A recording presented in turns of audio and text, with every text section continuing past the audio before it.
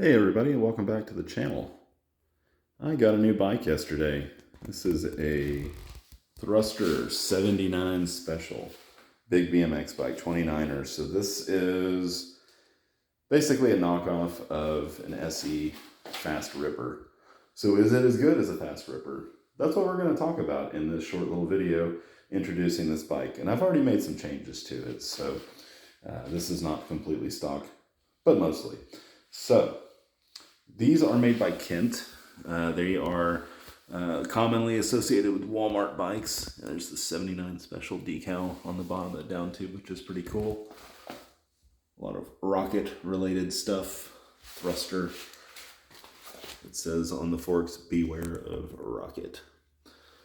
Anyway, so yeah, these are sold, or Kents are usually sold at places like Walmart. They've got their own website where they sell stuff, but this was marketed as a lower cost alternative, and I can't really figure out what the actual retail price on these is. On the Thruster website, it's like $1,125.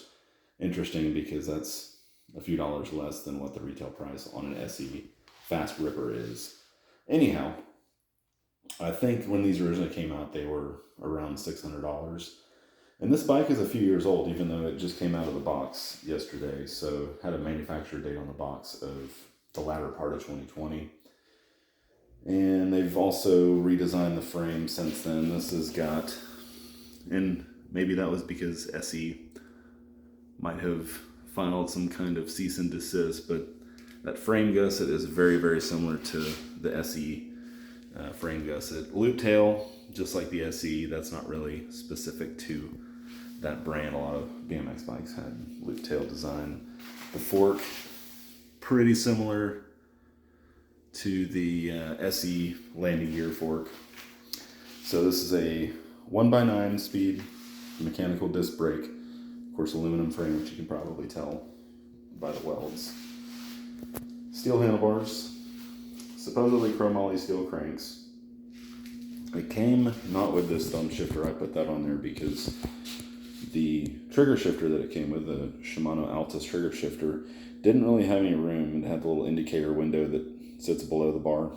Couldn't push it over any further, and I just did not like that. I had the shifter in my parts bin, so why not swap it out? That's pretty easy to do. Got this thing all set up. Quality-wise, it's not terrible, not great.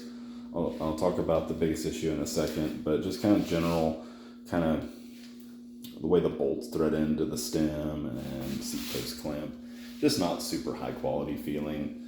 I probably could have run a tap through there and cleaned up the threads, but I just put plenty of grease on them and kind of worked them back and forth, and everything is fine. Everything tightens down good. No issues there. But with the frame, actually the dropouts and alignment of the rear end was pretty bad. And it still is pretty bad. There's no way around it because the spacing is a little bit narrow for that hub. Not too bad. You just spread it apart a little bit, but the dropouts are not parallel to each other, and there's really no way to fix that even with a dropout alignment tool, which I have. Just aluminum frame, it's stiff. I don't want to crank on it and bend, break, crack, whatever. So I did have to align the derailleur hanger to get that perpendicular to the rear axles, so that works out for better shifting. That had to be tweaked on quite a bit because of how out of whack the rear end is. But everything sits in there pretty straight. Wheel does sit in the frame straight enough, and everything spins just fine, brakes adjust out just fine, so really no issues.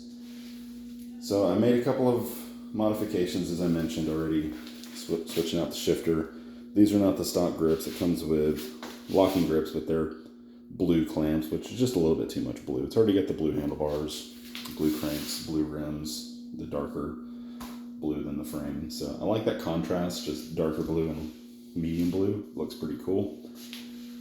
But yeah, the grips, I just didn't like the way they felt. Mostly they were just a real hard, not so grippy rubber. These are just some grips off of one of my mountain bikes that I changed for something else.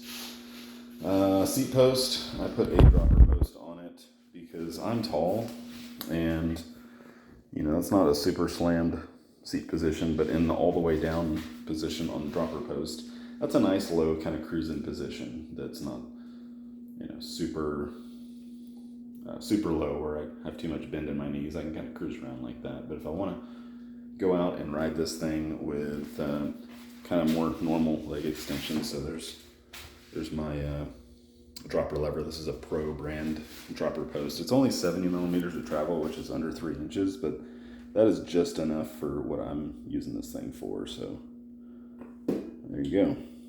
Pop that up, and this thing is a lot more comfortable to ride down the road. So I like it. It's definitely not an SE Fast Ripper beater.